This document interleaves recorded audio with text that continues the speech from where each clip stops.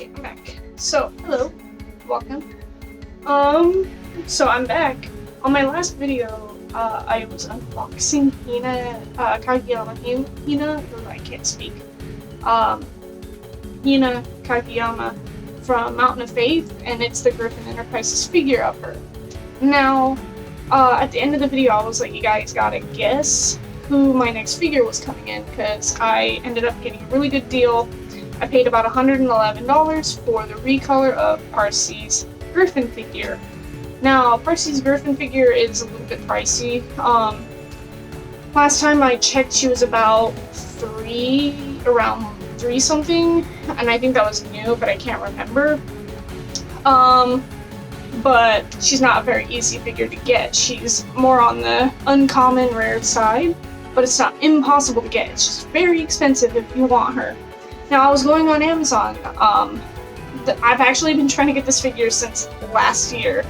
I saw her on Amazon a really long time ago. She was about maybe 150 bucks. And my friend originally wanted to buy her for me, so he gave me the money and I paid for her, and it never came in. I waited 2 months to find out she either got stuck or lost or something, and I was very upset. I got the money back, gave him the money back, etc. Now, he used that money basically to get other stuff, you know, other figures, whatever. And then recently, I found her again on the Japanese version of Amazon for about 150, and I was like, ooh, it's not bad, and I had the money. So I was telling my friend, and he was like, hey, look on Mandarake, I think that's how you pronounce it. It's a Japanese website for like collectible stuff, and you can find some really rare figures for very cheap. Take it from my friend and I now. This is my first purchase from Mandarake. Very easy to use. If the pages get translated, if you're on the global one, it's not that like super difficult to use. You just gotta be careful about your payment options, your addresses, etc. And you gotta be careful reading if it's like a storefront or pickup, etc. or like ready to buy. You gotta be ready to suffer if you need to. But other than that, it's a very easy website to use. It's very wonderfully interfaced, and they have a lot of really good stuff there. And I saw this Parsee recolor. So I knew she was on Mandarake because I saw another figure that I've been wanting, Rumia from Toho. She has the recolor on there as well. I think the original color is gone, but I can't remember. But here she is. So this is the box. It's basically the same thing to the original figure style, just recolored. And then it has their Mandarake sticker, etc. And then the bottom. There's really nothing on the bottom. So this is Mizuhashi Parsee again, but recolor. It's one of the it's the limited festival. Shoot, I forgot. It's a limited festival recolor, winter festival, I think. Very limited. I think it was only like maybe 200 to 400 pieces were sold. I can't remember, but one got lost in shipping, so like bye bye. But this one came safely. One thing I noticed before I start opening, I was reading on Mandarake. It said unopened. It even has the tape on it. It was unopened, but packet damaged. And I was like, so the box is gone or something? Like it's damaged? But the more I look at it, there's nothing. Like, this is pristine condition. I don't know what the heck they meant by packet damaged. Like, I don't see anything, unless I'm like blind. Oh, maybe they meant like this little thing right here, which you can't even notice, to be honest. But like Mandarake has a thing, I was reading on Reddit, like if it says packet damaged or like the rating stuff, usually it means like a very small like scrape, so I wasn't really worried. But even if it had like a small dent, I could always put like a paper on the inside and try to like, cardboard and like just squish it back out and kind of re-flatten it. But this is good news because now I can keep both the Parsee boxes safe and sound. But anyway, I'm gonna start opening this. The one thing I'm worried about is like I need to take the sticker off. Oh. It came right off. Okay, so let's get to opening.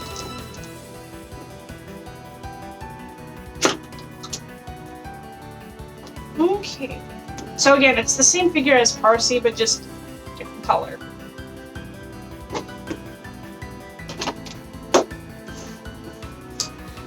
Sorry.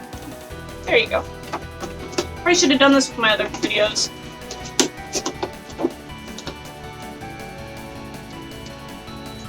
Well, I was taking out the box with it.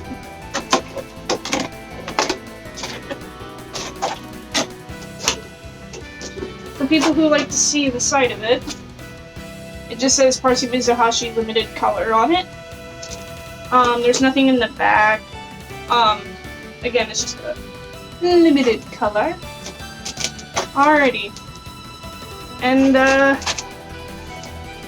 this is inside the thing. It has a little plastic on the inside. So that's how you know it's fresh and unopened.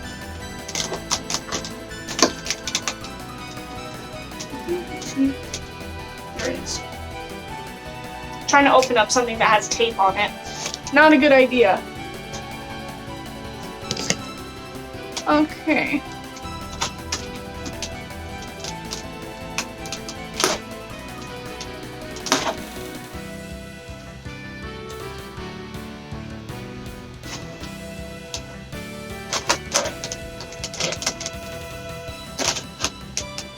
And if anything, like, for people who are like, don't cut it, just peel it, I could just put new tape on it, honestly, I don't care.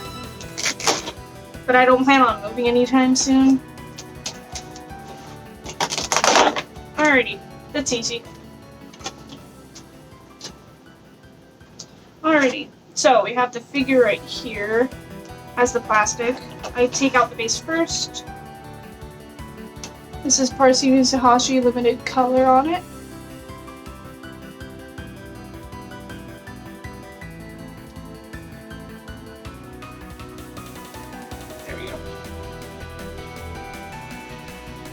And now has the little plastic. I usually throw the plastic away because I don't need it.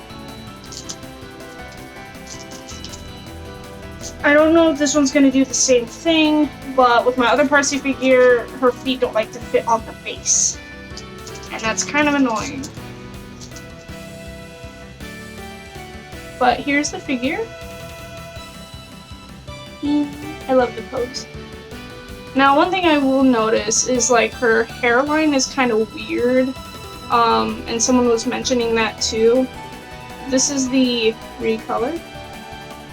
You know, this is my cosplayer side coming out of me. I'm very tempted to make this as an actual costume because I have her legit, like, costume made. I could use that same pattern and make this too. Don't give me ideas, I'll do it. But honestly, I don't think I will because the ribbons took me a literal day to make, and if I do it the same way I did with the other one, honestly. But, it's gonna do the same thing, I already know. Yup. Yep, it's doing the same thing. Alright, so... Excuse me. Okay. So she doesn't like to fit on the base very well. This is not a bootleg either. I don't think these have bootlegs. I don't think... I want to say the original color just got a bootleg made. I hope not. But... because I was on eBay and I saw Hong Kong or something and I was like, uh-oh. But like, I gotta be careful here. Because it looks like she's trying to like float. I don't know if you can see it. but she wiggles on the base a lot, so what I'm gonna have to do is I'm gonna have to get another piece of paper like I did for the other one and staple out her back foot. Because if I don't, she'll wiggle. Griffin, jeez, I don't know what their problem is with bases, but they're not the very best with it. Because, like, my cabinets do get bumped just by accident, and figures will move, etc. So you gotta be careful. So one thing I will notice, her fingernails are painted. It's very, very, very, like, lightly colored. It won't focus. I don't know if you can see it, but I love the detail. Again, she's trying to fall off. So I love the detail on this figure. It's just my only concern is the base versus foot ratio. She doesn't like to fit on the base, both of them. And for anyone who has the actual figures, they would know. Anyone who has any Griffin figure would know that their base is kind of sick. But other than that, the quality is not super bad. The one thing that's like jarring is like the hair quality is kind of chunky, and they could have done better with the faces. But me personally, I love the Griffin figures. They're the ones who primarily made all the Toho figures that I own and love. My end goal is to get every single Toho Griffin figure, which is probably going to be impossible because some of the figures are going over $500 easy. And I'm not, like, this is including recolors. I'm only getting recolors of certain characters I like first. Like, I have a recolor of Remy in her, like, you know, her hands on her hip pose. And then now this one. But I plan on getting every regular figure first before I start getting recolors, although some of them will be hard to get. But I do shopping around a lot, so I find deals. But yeah, now I can safely add her to my collection. And I should be getting Tatsumaki's Nendoroid next. Her delivery date says the 11th, but I don't know, it's still in Japan, so like, and it's getting delivered by like, I think FedEx or something, so like, I don't know. But when she does come in, I will be doing the video, and I will unbox her for you guys. If you have any like recommendations, comments, whatever, just let me know. I'll be posting the pictures on my Discord, my Instagram. My Instagram tag for the figures is klala.mystic. That's where I post all my figure photos, etc. And I'm active on that account as well as my costume page, which is Mystical Lala. Mystical period Lala. You can always shoot me a message and I'll like talk about figures. If you need any help like regarding figure buying, how to get into the hobby, what to do, where to go, etc., how to spot bootlegs, because they do have them, let me know. Let me know. I can help you guys out. I've been collecting for years. Not as long as a lot of people, but I'm kind of experienced. Just shoot me a message and I'll help you out. I got a lot of websites to recommend, apps to use, etc. I can gladly help you out. But yeah, anyway, this was my Parsee Mizuhashi Parsee unboxing, and I hope to see you guys again very soon. Bye!